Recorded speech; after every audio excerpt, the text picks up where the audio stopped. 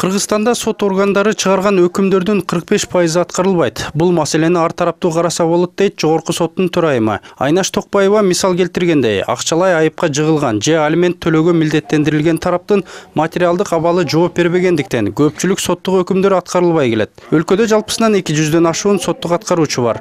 Аларга жыл сайын бюджеттен 31 миллион сом бөлүнүп, орточо маянасы 7900 сомду түзөт. Бул маалыматты жатка билбегендиги үчүн соттук департаменттин директору Рустам Ибраимов депутаттардан кагуу жеди. 72% от всего бюджета идет на заработную плату сотрудников судебной системы.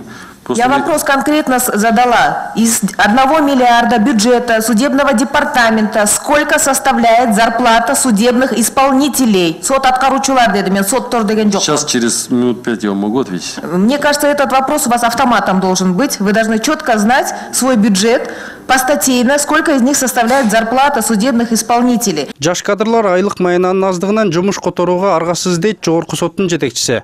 Бирок ошол эле учурда жүздөгөн соттук материалдарды жогорку инстанция кайра кароого жөнөтүүдө. Муну депутаттар алгачкы инстанциядагы судьялардын шалакылыгы катары баалашат. Суд первой инстанции, который рассматривал по существу, ишти караган биринчи инстанциядагы соттор балким айрым кырдаалдарды эске албай өкүм чыгарган болушу мүмкүн. Бул жерде берилген суроонун мааниси биринчи инстанциядагы судьялар компетенттүү эмес деген түшүнүктө болуп жатат. Бирок айта кетсем, соттук реформанын алкагында Кыргызстандагы судьялардын 70% мурда сот болуп иштебеген, тажрыйбасы жок жаңы судьялар. Жаңы судья болуп дайындалгандар квалификациялык билим деңгээлин көтөрүү үчүн 1 айлык окуудан өтүшөт. Бирок бул убакта адискөй судьяны даярдоого аздык кыларын Жогорку соттун төрайымы мойнуна алат.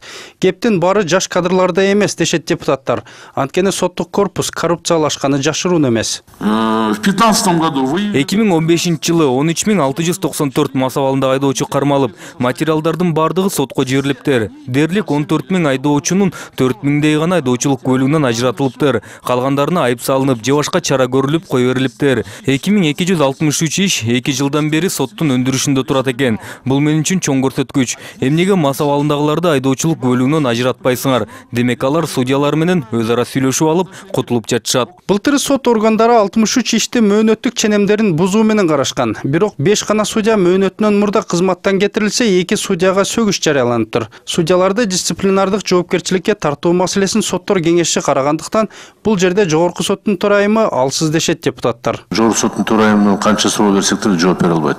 Бүгүнкү күндө ар бир судья өзүнчө бир ком судья. Айтып кетти, 70% курамы алмашып кетти. Бүгүн парадокска жеттик. Эки составдуу сотту экөө тең жаңа бир күндө сотто иштеп туруп, бирөөсү төрагасы, бирөөсү судья.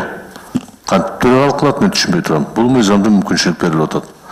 Өз мезгилинде жакшылык кылабыз деп тыртык алып келип атабыз да кайрадан. Тармактык комитет соттордун көз карандысыздыгын камсыздоо боюнча тиешелүү сунуштарын айтышкан. Бул жаатта канааттандырарлык иштер аткарылып жатат деген менен өлкөдөгү Фемида өкүлдөрүнүн түз шайлоо ыкмасы киргизилген эмес. Аны ишке ашырмайынча соттук системанын көз карандысыздыгы тууралуу сөз кылуунун кажети жок дешет айрым юристтер.